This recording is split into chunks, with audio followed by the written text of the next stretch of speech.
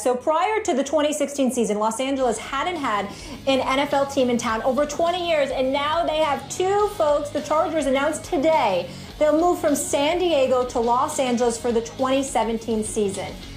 Max, yep. Is this a good or a bad move? You know, it's funny because I spent 5+ years on LA radio saying, what are the Chargers doing in San Diego? It's a transient military town. They don't have the same kind of passion for the Chargers. Maybe the Raiders could draw down there or something because they have such a passionate fan base all throughout California and a lot of the country.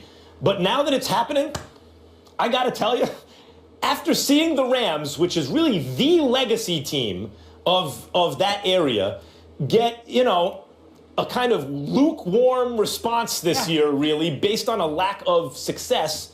Now you're asking that town to support two NFL teams. And I know they have a great quarterback in Phillip Rivers, but Mark, it's kind of also a nondescript team. Yeah, it really is. You know, you thought it was hard to draw in San Diego, move to LA and be average. You got to win. I mean, if you don't win, you are in deep trouble. And you're right about the nature of the transient fan and the military town and all that kind of stuff that goes on in San Diego. But I tell you what, it's going to be very hard to draw in Los Angeles. And we saw the Rams, the excitement, the level of excitement initially for the Rams was huge. I called a game there in November. Come on, dude. Like, it was like, oh, the Rams Eight in the box, Gurley ain't going nowhere. No one cares. Let's move on. You're right, Schlereth, about the uncertainty of being a draw in Los Angeles, but there was a certainty to the draw in San Diego. They were second to last in attendance. They were lowest in percentage. I like the home run shot of going to LA. Sometimes Coke needs Pepsi. Sometimes people need a choice. Maybe the Giants need the Jets to be there to show, isn't it good to be a Giants fan? Maybe two teams can actually help fans choose and become passionate about either one of them. And last point, I like the 30,000 person seat stadium they're going to start in. Might as well start with selling it out. God, I hope you sell it out. Those are all good points. Having just lived in LA for almost 6 years, I can tell you, very different than New York. New York is pressure. Even when you stink, they're all over you. LA, can you handle distractions? Because if you don't succeed, they will forget you're there. Right. Careful. No question. Mark, good to see you. Thank you so much. We'll see you on NFL Live later today. 3 o'clock today. You're watching First Take, presented by Bass Pro Shops. Our next guest is one of the greatest NBA coaches of all time, with 27 years of experience and a Coach of the Year under his belt. He also adds author to his resume. His new book, Furious George, My 40 Years Surviving NBA Divas, Clueless GMs, and Poor Shot Selection, has created a firestorm of controversy. We now welcome George Karl to the desk. Thank you so much for being here. Thank you. Hey, Coach. Welcome back to ESPN. Yes, exactly. Yes. Let's get right into this book. Now, in an excerpt on Carmelo Anthony, you said he was a true conundrum for me in the 6 years I had him. He was the best offensive player I've ever coached. He was also a user of people, addicted to the spotlight and very unhappy when he had to share it. You also added that Melo is a good player, but not a winner. Coach, why is he not a winner? That's the frustration of coaching him. I mean, the whole thing is the guy is extremely talented, maybe by far the most talented offensive player. But, you know, if you ever asked him to rebound the ball, he could rebound the ball. If you said that in a game plan, go get 15 rebounds, he can get 15 rebounds. His skills as a playmaker is good. I mean, maybe not great, but good. And, you know, he's possessed by being an offensive machine. And coming with that, if you go back to all offensive players in the NBA, there's a tug of war probably between player, coach, team on what is unselfish and what is selfish. And that's kind of what I talked about. We could never get to the point where we could win. I mean, we went to the conference finals and we had great seasons. And so people forget that Carmelo and Denver rebuilt a franchise. And I respect that because I was being a part of his building. And the whole thing comes down to is then we get to a point where you want to win a championship. And that walk, that journey is harder than I think, when I went through it the first time, it was difficult. And I think we never got to the point where we wanted to be. Coach, good sports books are usually, I mean, the way it usually happens is an agent will call, hey, we have some interest from a literary agent at the agency. If you will talk and say interesting things and your actual observations, we think we can make some money with this book. Would you do that? Media platforms, et cetera, will be available to you. And generally, if the subject, or if the author says yes, the would-be author says yes, they put you together with someone and you're expected to dish. There's a lot of value in that, because that's some of the best sports writing in terms of those books happens when it gives fans a kind of peek behind the curtain. Right. And yet, on the other hand, there is, in order to do that, there must be some kind of violation of an implicit trust that you've had with the players, moments that they thought might be private, etc. How did you reconcile that before writing this book? Well, I think it's difficult. I started writing the book when I was here working at ESPN 3 years ago. Mm-hmm. And a friend, Kurt Sampson, and I were friends for 25 years, and we just talked basketball stories. And the conversation I wanted to have in the book was the conversation with the basketball fan, the basketball coach, the guy that kind of might feel some of the things or might want to know about some of the stories behind the scenes, as you said, behind the scenes. I think when fans see the uncharted waters, what goes on in a locker room, what goes on with a losing team, a winning team, a team that's having trouble connecting team, all those things, fans want to know why. And we filter that out when we talk to the press. You know, we always filter out whatever troubled waters is going on a basketball team. Now that I don't have the filter on, mm-hmm. I can see where you could argue I went too far.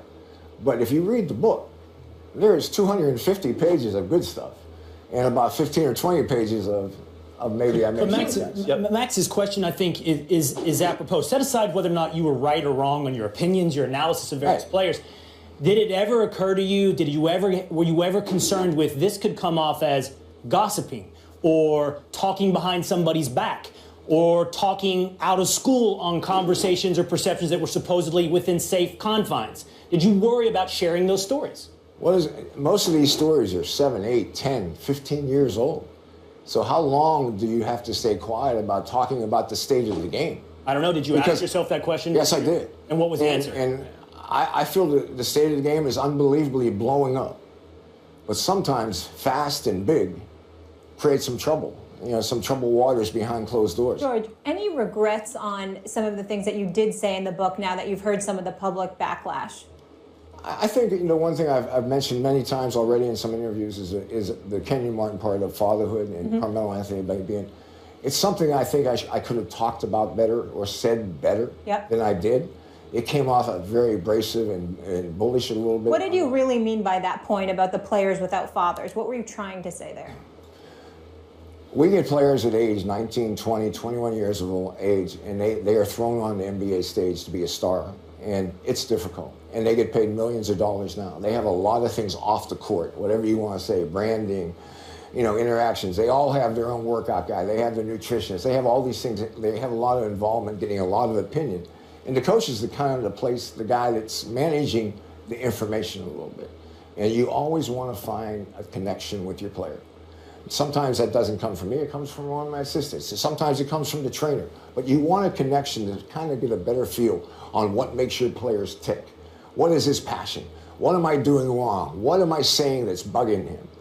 And sometimes, looking at my life, basketball, without a father, I had two fathers. I had a good father, and then I had Dean Smith.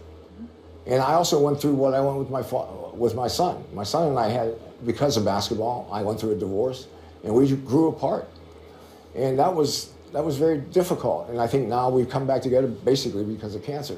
So all of these are stories of fatherhood in the book, but that one thing, that excerpt blew up. Something that I don't know the answer for, other than every day coaches go in a meeting trying to be better emotionally, be better physically, and be better, mentally. Making them better is our job. That's our job. Winning and making guys better are our job. And I think the coaches in the league spend a lot of time on the psychology, on the motive. I'm not a big word of motivating, because I think players got to motivate themselves. But I think some coaches inspire their teams better than other coaches. And there's that juice that comes from inspiration that some coaches give to their team and other coaches don't. Coach, there's fans, I think, are of two minds. At least I am. When I see a situation, for example, like yours, the question always is, if you're not there watching it unfold, how much is this a stodgy old school coach who wants it done a certain way and can no longer relate to the young players? How much of it is this group of young players he has just is leaderless or happens not to be just the right group? How much of it is they need to kind of meet in the middle somehow? I guess the question is, do you feel that generationally you have outgrown the league in terms of being able to relate to the players, or to the players being able to relate to you? That's funny because, when I first started coaching, I had players older than me. Right. And now I'm the grandpa in the locker room. I could live with that commentary. Yep. I'm asking the question. But my whole thing is, I think players want to get better. I think players want to be led. They want to be given a package where they get to be better basketball players. And over my career, I think that's what I did. I gave them a culture of basketball that was fun to play. We won basketball games, and you got coached at a pretty hard level. And I'm not saying, you have to understand, the negative, if you go ask, we were positive the majority of the time. But do you ever ask yourself that question? Like, maybe like the generation gap is too great nowadays. Do you ask yourself that question? Yes. There's no question that, I'm 65 years old. But they're also, in my mind, I still like to coach. I think I have the edge to coach. I think I'm probably good enough to coach. But in the same sense, what's going on? I don't totally understand it. Is it confusing? Yes. And have I come to that point where maybe I'm done? Yes. But I don't think I'm done coaching basketball. One of those younger generation players that you did coach is DeMarcus Cousins. News is out that he might be in line for a $200 million extension with the Sacramento Kings. Would that be a contract you would offer him if you were in charge of the Kings? That's a difficult question because, Sacramento is a good town. It's a good basketball town.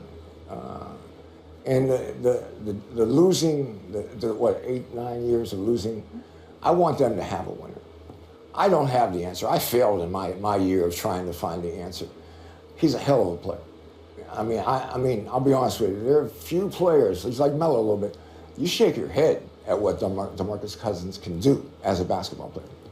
But, they got to figure out how they're going to go from where they are now to being a playoff team to be a winning basketball team. I failed in that answer. One follow-up. You described Carmelo as not a winner, and you said it's because of that tension between selfishness and team. It sounded like, to me, aired towards selfishness sometimes. Where's DeMarcus Cousins on that scale? Is he a winner? I'm going to blame it on the big man. I'm blaming the game is moving away from the big man. But is he a winner?